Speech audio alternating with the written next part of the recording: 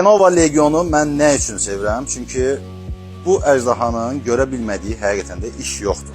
Və əgər biz nəzərə alsaq ki, mənim əlimdə tutduğum Lenovo Legion 5-dir və burada 24 nüvəli prosesor var, 32 GB operativ yaddaş var və 4060 videokarta 140 Watt gücü dəyərində. 1 TB-dəki M2 SSD-əm. Ekran 2K-dır. 16 inç olsun, 2K olsun. Yəni bir notebookdan gözlənilə biləcəyi başqa nə var ki? Bir də 165 Hz olmasıdır. Qısaca burada 165 Hz-dir. Klaviatura full RGB, ekran 100% sRGB və Legionda mənim ən çox xoşuma gələn nüanslardan biri nədir? Legionda arxa hissəsində HDMI və adapter portları buradadır və qıraqda Type-C girişləri və bir ədəd də ki LAN girişi var. Görünüşü çox superdir.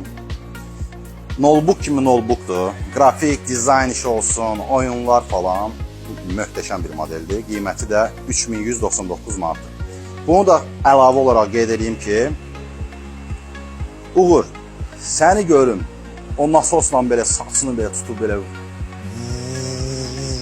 eləyərdim.